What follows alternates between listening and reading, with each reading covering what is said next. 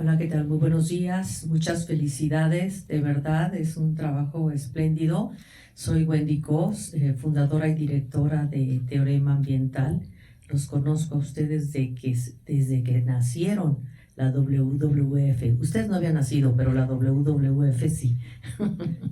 A mí me gustaría saber, involucran a las universidades, hacen concientización en la población, no solamente en las comunidades, sino qué tenemos que aprender y cómo debemos de comunicarlo a nivel global, pues para que nuestra tierra siga viva. Cuando nació Teorema Ambiental, yo decía que gracias a ustedes la tierra vivirá 10 minutos más.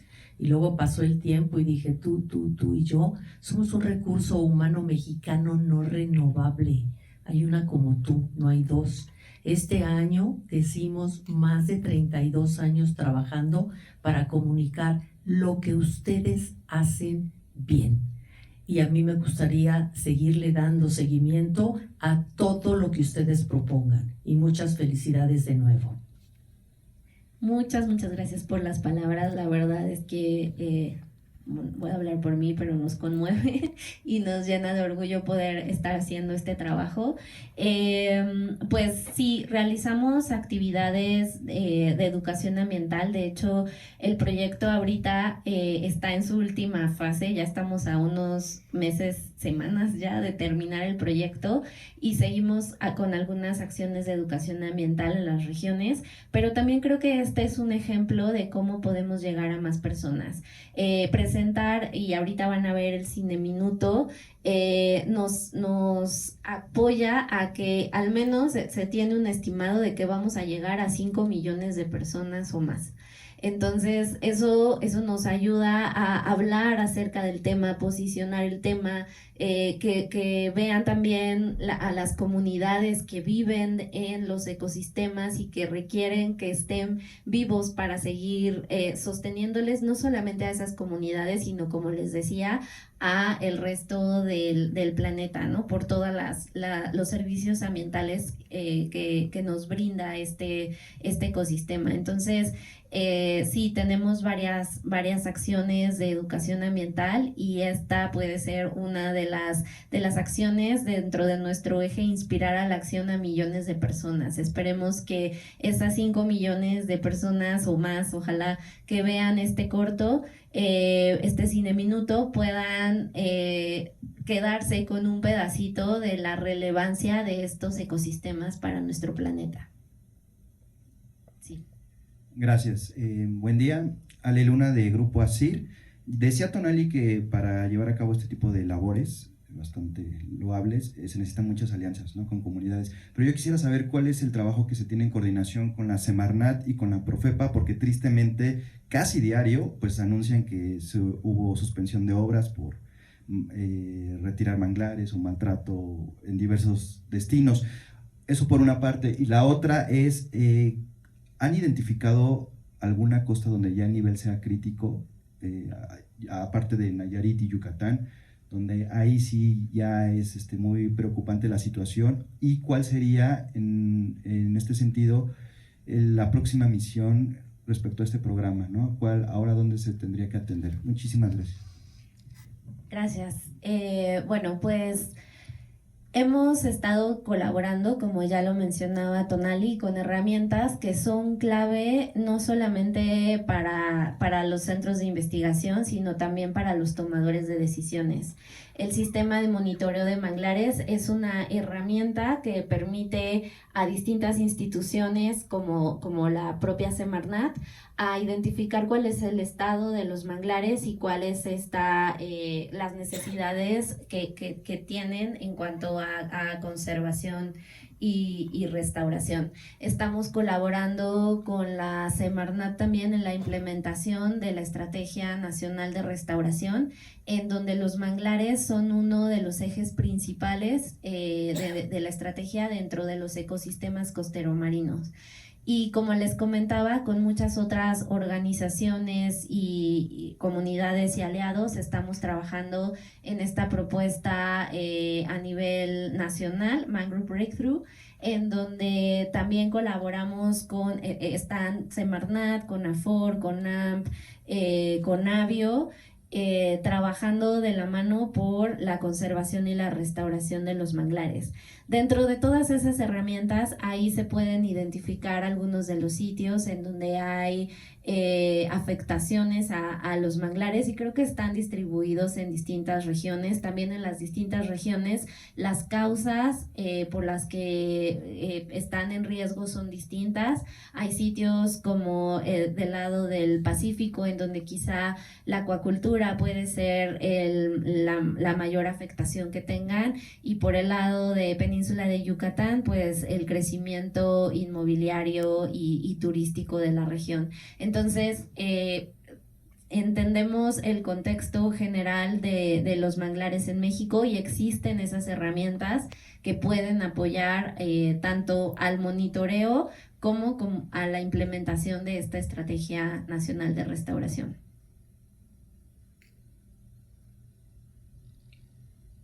¿Alguna otra pregunta más? Acá tenemos. Se enorgullece de apoyar los esfuerzos. Hola, gracias. El Cristóbal teorema López de Somos también. Comunidad. De estas 36,000 hectáreas que tienen ubicadas por restaurar, tengo dos preguntas. ¿En cuántos municipios y en qué estados se ubican? Ya sé que es difícil calcularlo porque están involucradas distintas situaciones. Si pudiéramos aventar un presupuesto de cuánto costaría, porque sabemos a final de cuentas no tienen costo por los servicios que prestan. Y solamente recapitulando, una pregunta que quedó por ahí sin contestar: si están involucradas universidades en estos esfuerzos. Muchas gracias. Gracias. No, sí están involucradas universidades, por supuesto, centros de investigación en las distintas regiones del país. Las acciones de restauración prácticamente están en los 17 estados costeros de nuestro país, en distinta medida y en distinta proporción, pero son los 17 estados costeros. Y bueno, en cuanto al presupuesto, es algo que justo estamos estimando, y próximamente se tendrán las cifras finales de esta propuesta nacional Mangrove Breakthrough, que ya les estaremos avisando, pero este es un proceso que va más allá de WWF, es algo colaborativo, y cuando tengamos esas cifras con gusto se las compartimos. Pero sí ha sido un esfuerzo de recabar información de cientos de personas de todo el país para poder llegar a una cifra de restauración, una cifra de cuánto necesitamos conservar y cuánto dinero necesitamos para conservar y restaurar, pero también, como les decía, sentar las bases, que este es un ejemplo de un proyecto muy concreto en donde tenemos que trabajar con la gobernanza de todas estas instituciones académicas, gobierno, sector privado, comunidades, etcétera, cómo podemos trabajar juntos,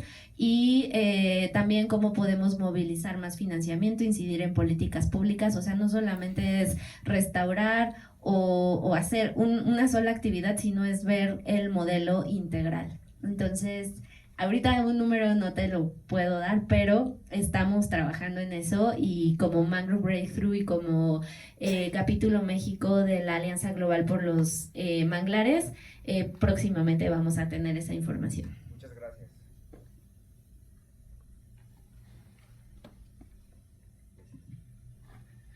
Gracias. Jorge Salcedo, de Abejorro Media. Pues, primero que nada, perdón, un segundo para grabar. Solo quería preguntarles rápidamente si, por ejemplo, en Yucatán, con todos estos derrames petroleros, incluso de hace tiempo, Cantarell y todas estas zonas que tienen mucha esta presencia de petroquímicos y muchas otras sustancias, yo quería preguntarles si no han detectado que particularmente en esa zona había alguna afectación particular por derrames o incluso por la producción industrial de otros sectores, sobre todo en Yucatán, no sé qué tanto en Nayarit, y pues recientemente si han tenido algún reporte de este tipo de afectaciones. Sí, en la zona que trabajamos, que es la zona norte de Yucatán, hasta el momento no se nos ha reportado alguna afectación y como les decía, en el análisis que se hizo en su momento, pues dentro de las principales acciones que se requerían tenía que ver más con el flujo hídrico por el cambio de las condiciones en la zona, ¿no? Entonces, esa ha sido, fue la afectación que trabajamos principalmente. Y esos cambios de flujos hídricos, digamos, para alguien que no lo comprendería de una forma científica o todo Sí, eso. tenemos. Pero, ¿a qué lo atribuirían? ¿Sería como cambio climático? ¿Simplemente pues, el proceso natural de las corrientes? Son varios factores, sí, uno puede ser el desarrollo de cierta infraestructura o sea, los manglares requieren que haya un flujo de agua porque viven en un sistema en donde hay agua dulce, agua salada, están en una región donde hay mucho intercambio y requieren pues cierto flujo de agua dulce, entra, sale, etcétera, y eso hace que se mantenga el manglar. Entonces, cuando se realiza alguna infraestructura que hace que cambie este flujo hídrico, pues los manglares también se ven afectados y empiezan a morir. Entonces, requieren condiciones muy específicas de salinidad, de pH, etcétera, para poder mantenerse en condiciones sanas. Si se realiza alguna obra que afecte este flujo hídrico, por supuesto se afectan los manglares y entonces, ¿qué se hace? Pues que se hacen estudios de cómo están estos flujos para poder lograr que se recuperen estas condiciones que requieren los manglares para sobrevivir. ¿Quieres añadir algo, Tona? Sí, gracias, Ix.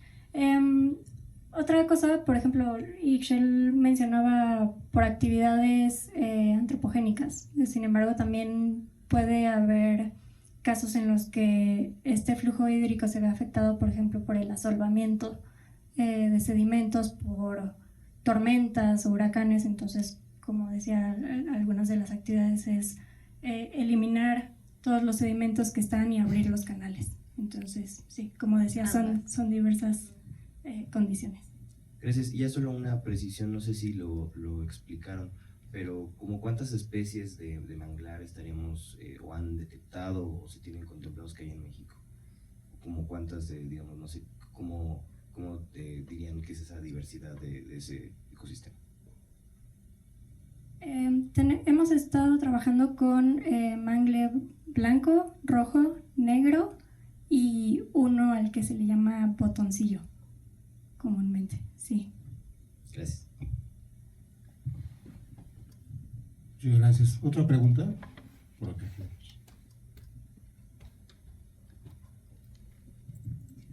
Hola, buenos días, felicidades. Es muy grato escuchar pues que estas instituciones, estas organizaciones trabajan pues por el bien de todos, y de todos digo todas las especies que existimos en este planeta. Una pregunta, me gustaría conocer, soy investigadora, mi nombre es Xochitl, y me gustaría conocer más sobre el mangle, la miel de mangle en Yucatán. Me parece muy interesante, creo que no conocemos mucho de eso, bueno, al menos yo, y me gustaría saber el tipo de producción, la intervención en territorio, cómo hay distribución, en fin, este tipo de cosas. Gracias.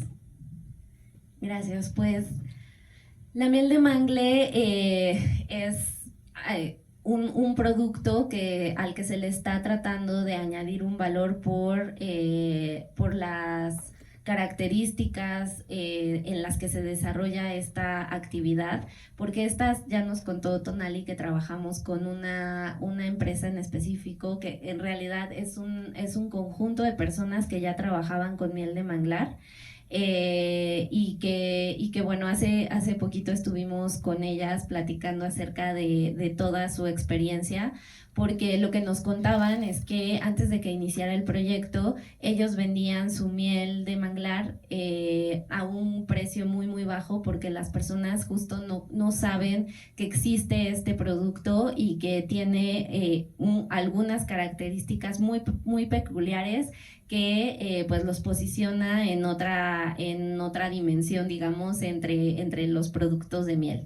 Entonces, gracias al trabajo que estuvimos haciendo con ellos, nos comentaban que lograron incrementar el valor de su producto.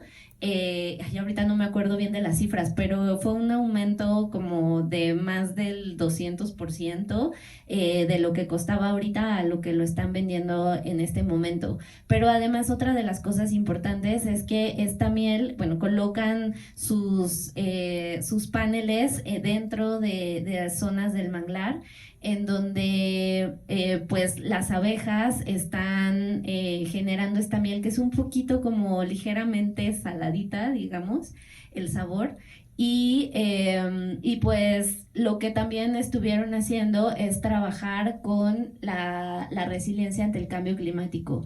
Nos contaban que, por ejemplo, hay épocas en donde cuando llueve mucho o cuando hace mucho calor, a veces la producción no es igual, y entonces aprendieron a que tienen que guardar reservas para que puedan sobrevivir estos periodos, o sea, identificaron distintas estrategias, ¿no? Eso fue otra de las cosas que hicimos con estos grupos.